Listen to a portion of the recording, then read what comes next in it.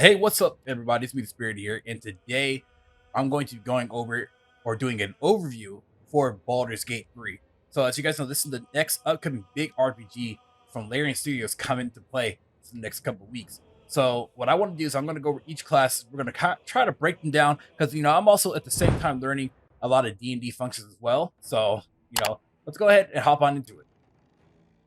So, the first thing here I'm gonna get going is this. So, as you guys see, I have my webcam off. Not gonna have my webcam doing this because I don't want my sex face to distract. So, as you guys know, in early access, we're gonna have our origin characters similar to Divinity Original Sin 2.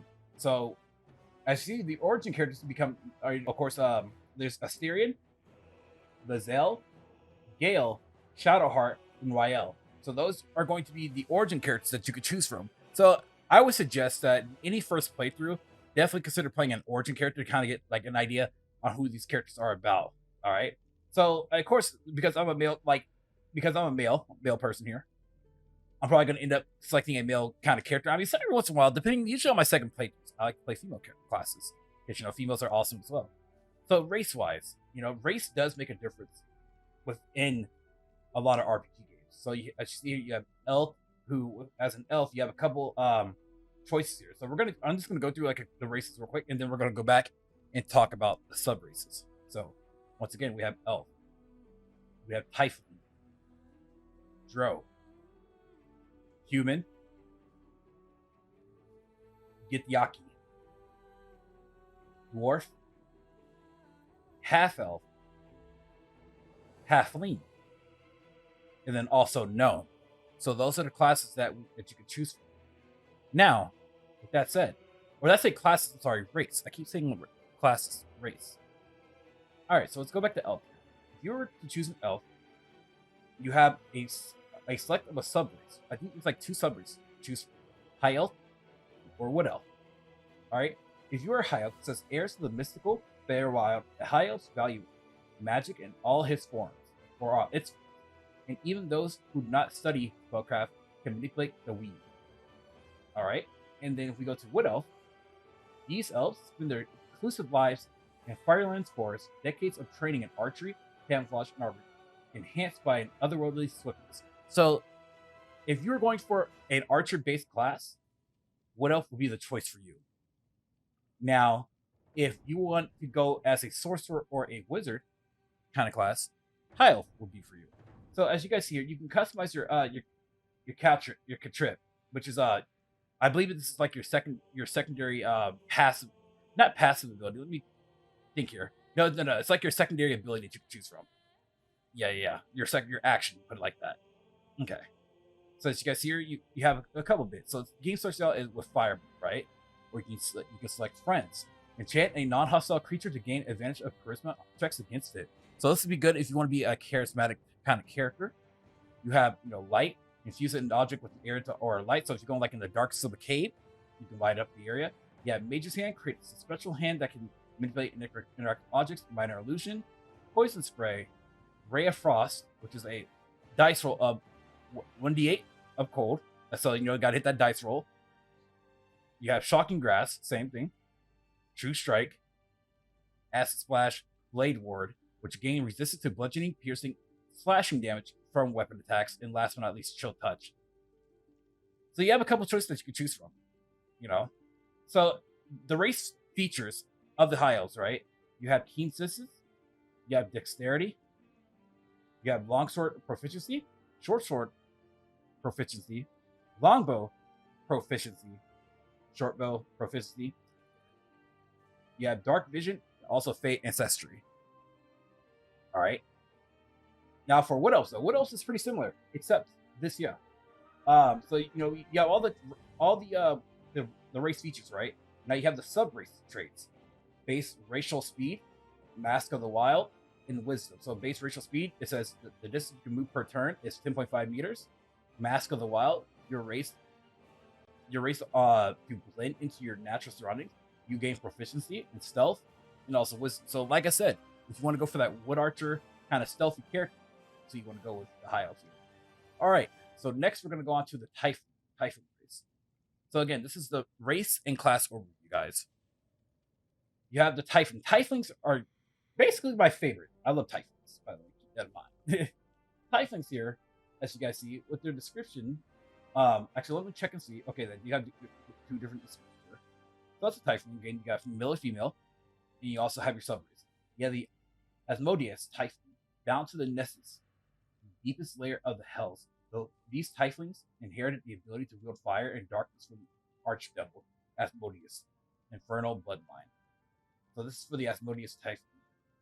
The race trace is Hellish Resistance, which your blood protects you from flame, abyssal, and otherwise game resistance to fire damage, taking only half damage from it.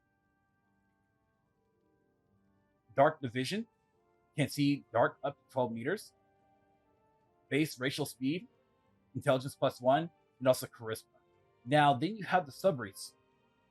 The subrace is Mephistopheles Tiefling, descended from the archdevil Mephistopheles. These Tieflings are gifted with peculiar affinity from arcane magic. So again, you get the same race features, but then the subrace traits. You get racial speed, intelligence, and +2 to charisma. All right, and so as you guys see here, we can't, as a Tiefling here, you cannot change your trips. They're there to be there. So as a Tiefling here, at least for the Asmodeus Tiefling, manifests a side-up supernatural power that grants you the advantage on intimidation and performance checks. So what you will want to do is that you want to use this right in order to, before you go into like conversation, and you can overpower your, not overpower your character, but you can be prepared so that you can pass those speech checks or those certain checks. So it's really cool. Really, really cool. All right, so we're going over to the Drow. The Drow here, again, you have two sub-races. I wonder if it's going to be more. I'm not sure. We have two sub-races here, once again. You have the lowest Sworn Drow, raised by Los cult in the city of Minzo-Barazan. These Drow embody the virtues of their corrupt and merciless goddess, Lolith. Marks her followers with bright red eyes, but those in the Underdark will learn to fear them on sight. So the race features that you get is base racial speed, which is 9 meters, keen senses, dexterity +2, charisma +1, rapier, short sword, hand crossbow, and it's a proficiency. You get superior dark vision and also fey ancestry. With the cantrips of dancing lights, creates a wisp of light that illuminates in a 9 radius. So it'll create lights around you, which can get you to, creates like a circle basically in a 9-meter radius. So you have humans, the most basic of the basic classes. Okay, I'm just kidding. Humans you can be, if you want to play human, that's fine. It's your choice. That's what you want to do. The most common race in Feyarn. Humans are known for their tenacity, creativity, and endless capacity for growth. So the human class is basically, think of it like the all-around class. You basically choose a human, and you have to play, you just go whatever you want to go with, That's what you want to do, So you get the base racial speed, I think it's probably 9. You get +1 to strength, dexterity, constitution, intelligence, wisdom, and also charisma. The Githyanki, or some people may call him Daddy Yankee, I don't know. The peerless warriors from the astral plane, the Githyanki, are known for their legendary silver blades and red dragon mounts. They seek the total destruction of mind flayers, whose ancient empire enslaved the Githyanki for millennia. Oh wow, poor people. So you get the base race speed, intelligence of +1, strength +2, light armor, medium armor, short sword, long sword, and great sword proficiency. So this race here is more like, if you want a frontline kind of character, this is who you want to go. This is exactly who you want to go. Because look at that. Look, it's their proficiencies and also their strength. So it's really cool. Then now you have the dwarf, the stunted people, the stunt one. The stunted folks who get angry if you call them short. Okay, I'm sorry. Don't get mad at me for saying that. Okay, I know some of y'all love dwarves. So you get two types of dwarves here. You get gold dwarf and shield dwarf. Now I wonder though, does the female dwarfs have beards? Or can you put a beard? We're going to check that out later. We're going to see if we can put a beard on a female dwarf. Because in most lore of dwarves, most female dwarves have beards. So the race features of the dwarves: you get dwarven resilience, constitution +2, battle axe, hand axe, light hammer, warhammer proficiency, dark vision. You also get the sub race traits, dwarven toughness, base racial speed, and also +1 to wisdom. The base speed is 7.4, so these guys are stubby. They don't get a lot of speed moving, forward. So you got to watch out for that. And this is from the gold dwarf subrace here. And then you have the shield dwarf. Now the shield dwarf, just by the name itself, it stands for, it's basically defense. Great losses in ancient wars against goblins and orcs have led these dwarves to adopt a cynical mindset, but they will endure anything to restore their ancestral homeland. So the race features are dwarven resilience. You have the advantage on saving throws against poison, and you have the resistance to poison damage. You got Constitution +2, Battle Axe proficiency, Hand Axe proficiency, Light Hammer, and also Warhammer proficiency with Dark Vision. You can see in the dark up to 12 meters. Then the sub trace is base racial speed, Strength +2, Light Armor proficiency, and also Medium Armor proficiency. Okay, going forward, we have the half elf. So as you guys know, in most lore, half elves are human and elf hybrids. So as you guys see here, the uniqueness about this is that you're able to customize your cantrips, but also here, if you look between subraces, you have the high elf and then you have the wood elf. So they basically, pretty similar in the fashion that you're able to basically customize your character, because you get the customization of the humans, where you get to choose like what race abilities that you want, by either going up or going down, as you see here. So it's pretty cool, pretty unique. I love that. I love that. So it's more customization ability on who you want to go. Same thing with the wood elves. So pretty unique here. But here's the difference though. There's a subrace trace though. For the wood elves, there's Mask of the Wild, of course, and you also get Fleet of Foot. So keep that in mind. To me, if anything, honestly, the wood elf seems to be like the better choice. But I'm a high elf or Tiefling kind of character. So then here we have the half. We're finally here to half. So for the Lightfoot half, who are stealthy but social, these halflings travel all over Faerun to make names for themselves. So you get the features lucky, brave, dexterity, naturally stealthy, base racial speed, and also charisma. So the base racial speed is 7.5, charisma up +1. And then you have the Strongheart half. And legend has that these dwarven blood gave strong hearts their hardness and resistance to poison and wellsprings of endurance. These halflings easily hold their own. You get lucky, brave, and dexterity +2.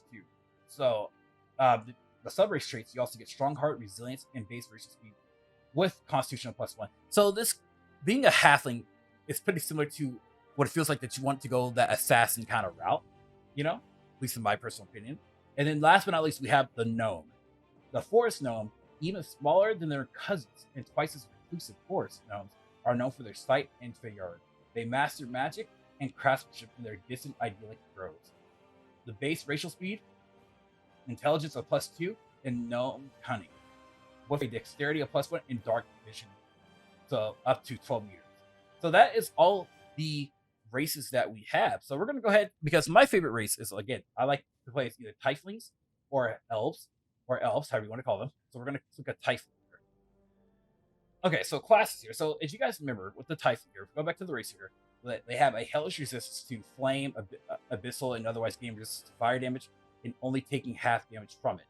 And then, of course, you get dark vision. Then we have base racial speed of 9 with intelligence 1 and also charisma. So it's a very charismatic, kind of character. So, and because this is a D&D base, you can play this game however you want to play it as, y'all. It doesn't matter. If you want to play as a barbarian, you can play as a barbarian. You want to play as a bard, go ahead and play as a bard. But sometimes you want to think about how do you want to optimize your character? Which ways and what forms, how would you optimize, how you want your character to be? So in most games, in this case here, in most, let's say RPG games, right? I'm a person who enjoys either sorcerers or warlocks or rangers. Every once in a while, if I feel like playing a fighter, then I'll frontline. But I'm more so of a range kind of person because I love that. I love how, how sorcerers feel. They just feel more powerful and they're in the back line just destroying their enemies. At least in my person.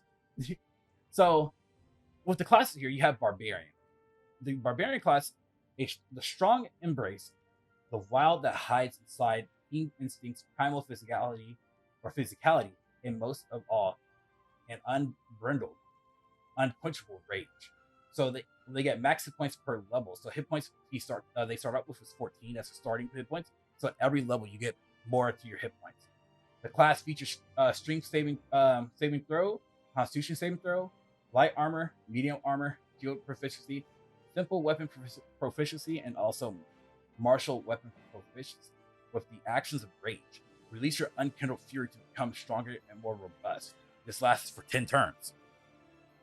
With let's see, they have unarmored defense. Your body is resilient to any armor. While not wearing armor, you add your constitution modifier to your armor class.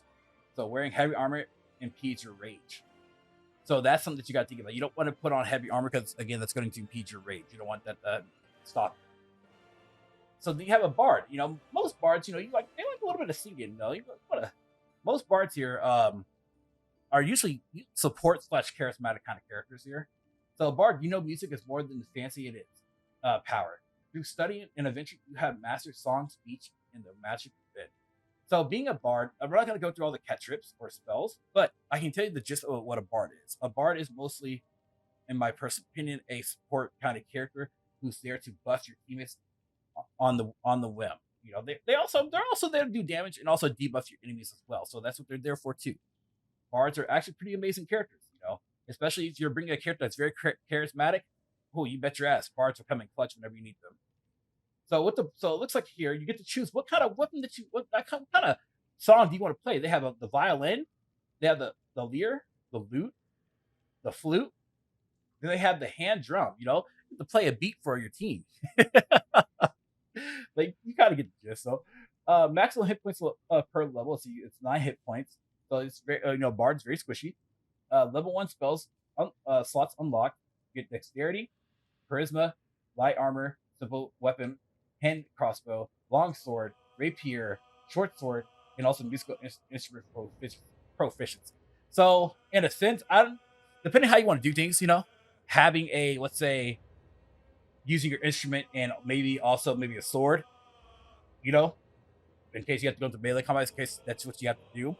So that's a pretty decent combo. Or, you know, if you already have a good enough front line, you know, a crossbow could work too, or hand crossbow, either one. All right, cleric. Clerics are a representation of the gods they worship, wielding potent divine magic for good or ill. Or for good or ill. I was like, for good or ill? What? Ill? So, playing as a cleric here, you do have a subclass. You have life domain, light domain, hickory domain. So you have 3 choices of domains that you can choose from. So if you were let's say a life domain, the life domain is an aspect of many good deities, offering spells that protect and restore the mind, body, and soul. So this is your pure character of being being a support character. If you want to go that route. The light domain is offered by deities of justice and majesty and primordial flame, providing spells that dispel darkness and harm the undead. So if you're going against an army of the undead, you know, this cleric, a light domain, is your kind of guy. You know, I believe he probably gets holy spells. You also get choose your deity, looks like. And the trickery domain, a domain shared by wicked, chaotic, and mischievous deities alike. Those who channel trickery specialize in deception and illusion magic. So, you see there? That's kind of what they're about.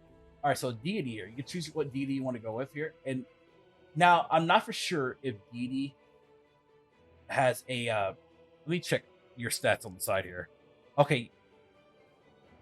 I'm not for sure what the deity is going to percent or partell and within the game. But as you see here, you do get to choose your deity, what deity you want to go with. And so there's... Starting from the beginning here. Oh, that's a lot of deities. Holy shit. That's a lot. You got Loif, Camoria. You got Melkiki. Elistray. Lathanda. Talos. Saloon. Char. Tempest, of course. Tyre. Dane. Helm. Mercurl. Elmater. Mistra. Ogma. Calamvor. Ball. Moradin. Corlian, Larathan, Drow Glittergold, Yondala. That's pretty it there. So in this class here, again, you get to choose your spell slots. You know, you get high charisma saving throws, wisdom saving throws, light armor, medium, shield, simple proficiency. Then subclass features, you get to wear heavy armor if you want to. Disciple of Life, which devotion empowers your healing spells. When casting a healing spell, the target regains additional hit points equal to 2 plus the spell's level. So the higher your spell, the more they'll replenish. And then you'll get, of course, your domain spell. So that's pretty unique when it comes to becoming a cleric. Now, Druid. Now this is everyone's favorite class. This is the class that got people hollering because bear sex. But keep that in mind. So with the Druid here, you can channel the elemental forces of nature to share a deep kinship with animals. Mastery of wild shape allows them to transform into beasts from all over the realms. So they say you get to change into any beast from all over the realms as a Druid. Now, what spells does a Druid start out with? See, Cure Wounds, Entangle, and then Goldberry. So later on, though, where's that bear at? Where's that lion spell at? That's what we need. So let's see, Transportation Cat Trip. So imbue yourself or club with nature's power. It becomes a magical and deals 1+8+2 bludgeoning damage and uses your spellcasting ability for attack rolls. Not bad at all. So as a Druid, you get hit points 9, class features. Well, let's see, you get your level 1 slots unlocked. Wisdom, intelligence, light armor, medium armor, shield, club, dagger, javelin, mace, quarterstaff, scimitar, sickle, and spear proficiency. With your starting spells, you get animal friendship, charm person, create or destroy water, cure wounds, entangle, fairy fire, fog cloud, goldberry, healing word, jump, long strider, speak with animals, and then also thunder wave. Pretty unique, yeah. All right, fighter. Now, as we all know, y'all, let me tell y'all something. Fighter is the most basic of like classes. I don't think that much said needs to be talked about fighter. But what a fighter is, you get to choose, you get to adopt a proficiency with the character of your chosen. So you get the particular style. There, that's where I'm looking for style. You get archery, defense, dueling, which I wonder dueling if you would have dual swords, probably dual wielding. Let's see. When you are wielding a melee weapon in one hand and no weapon in the other hand, you gain +2 bonus damage to rolls of that weapon, increasing your chance of dealing damage. You get great weapon and also protection with 2 weapon fighting. Now that's actually quite interesting here. Let's see. When you make an offhand melee attack, you add your ability modifier to the damage of the attack. Interesting. But yeah, this is basically what a fighter is like. One of the most basic classes that you could ever play, at least in my opinion. Paladin. Now Paladin, and sometimes too, I will say that sometimes, even though I like to play like a ranger and also warlock, in some games I do like to play as a paladin as well. Paladin, we all do good. We're the greatest of good. We like to play for our gods and stuff, and smite our evil down. Fueled by the oath you swore to uphold justice and righteousness, you are the beacon of hope in the darkest times. As a paladin, you do get a couple subclasses. You get Oath of the Ancients, Oath of Devotion. So that's 2 subclasses there. You fight on the right side of light, and the cosmic struggle against darkness to preserve the sanctity of life and beauty of nature. So you get maximum hit points of 11. Or I'm sorry, well, your hit points start at 11. Wisdom, charisma, light armor, medium armor, heavy armor, shield, simple weapon, martial weapon, proficiency with channel oath charges 1. So you get lay of hands. Lay of hands, that's the move that you always want to do, y'all. Right there. Lay of hands, dude. Man, me playing my Pathfinder playthroughs man, that spell gets used all the time. So you also get a divine sense and also healing resilience. Call upon your oath to heal all nearby allies. And then the other I wonder there's not much of a change here. Okay, so the only change it seems like with the Oath of Devotion is that you get your actions gets changed to Holy Rebuke. Call upon your oath to grant an ally vengeful aura that deals 1d4 radiant damage to anyone who hits them with their melee attack. So it's pretty unique. All right, you have Ranger. Ranger is another kind of basic class here. Now, a question is, this Ranger class could be a little bit different here. So let's see.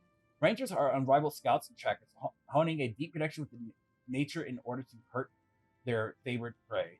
Studying attacks and abilities to certain creatures has granted you a set of abilities useful in various situations or variety of situations. You have the Bounty Hunter proficiency or passive. Gain proficiency in investigation. Creatures you hit with ensnaring strike, either range or melee, have this disadvantage of a saving throw. You have the Keeper of the Veil. You specialize in hunting creatures from the other planes of existence. You gain proficiency in the Arcana and can cast protection from evil and good, which grants protection against aberrations, celestials, elementals, fae, fiends, and also the undead. You get the Mage Brick. You have the history of battling spellcasters, gain proficiency in the Arcana, and the Two Strike Cantrip, which gives you advantage on attack rolls against a creature. Wisdom is your spellcasting ability for the spell. Then you have Ranger Knight. You have sworn to serve the crown, a nation that seeks to bring in its foes to ruin. Gain the skill proficiency in history and armor proficiency in heavy. You get Sanctified Stalker. You swore to hunt your enemies of holy in the Druid order or Druidic order. Gain proficiency in religion and sacred flame cantrip, which deals 1d8 radiant damage. Wisdom is your spellcasting ability for this cantrip. Nice. All right, so we have Rogue. Rogue is another pretty basic class, as you guys know, at least. But with a Rogue, you can have fun with it because a Rogue is basically an assassin or a thief. So, if as you guys see, with stealth, skill, and uncanny reflexes, Rogue's versatility lets them get the upper hand in most any situation. So, high dexterity, boom, that's a Rogue right there. Easy claps as a Rogue. Now we get into the good stuff here. The Sorcerer. Sorcerers are natural spellcasters, drawing on an inherent magic from a gift or bloodline. So you have subclasses here: Wild Magic, Draconic Magic, which is like dragon-based magic. So that's really cool. Now I wonder if there's going to be more bloodlines later on when the full game releases. I would need to check that out. So, yeah. It's why I love sorcerers like that, dude. So with sorcerers here, you get Witch Bolt as your spells, and also Chromatic Orb. Then your cantrips are Chill Touch, Acid Splash, Light, and also True Strike. Actually, what the subclasses here is activate gain advantage of your next attack roll, ability, check, or saving throw. And Wild Magic stems from the forces of the chaos. It churns within the sorcerers that wield it, waiting to burst free. Interesting. Now we have Warlock here. I like to really cast some dirty spells here. So as a Warlock, you're bound by a pact to all powerful patron warlocks trade their loyalty for supernatural abilities and unique magic. So you have subclasses here: the Fiend, the Great One. So the only two subclasses here.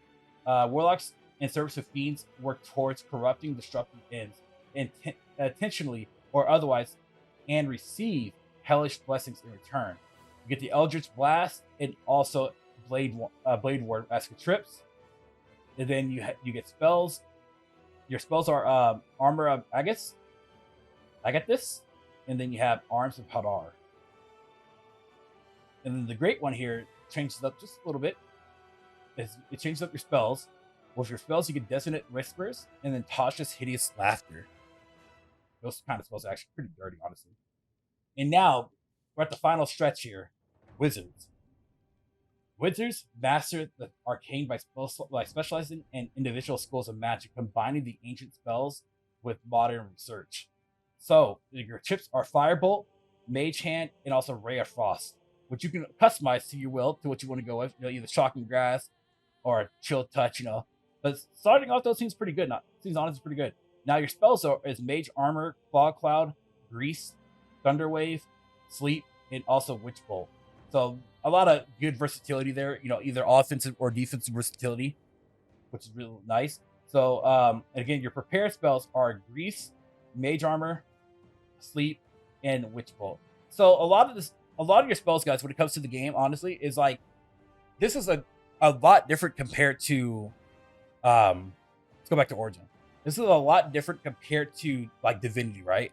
Because in Divinity, like you can just go into battle and just start off the battle, the battle right then and there, right? But in D&D, before most battles, you want to sit there, you want to buff up your characters and stuff in order to get them prepared for battle, But I'm gonna go ahead, guys, and end this video right here. So if you guys have any questions or concerns about the classes of this overview here, let me know in the comment section below, really. Thank you guys for watching. Thank you guys for your support. I'll let you guys do. See y'all for the next video. Peace out. Much love, everybody. If you guys enjoyed this video, please leave a like and also hit the bell notification down below. Thanks for watching.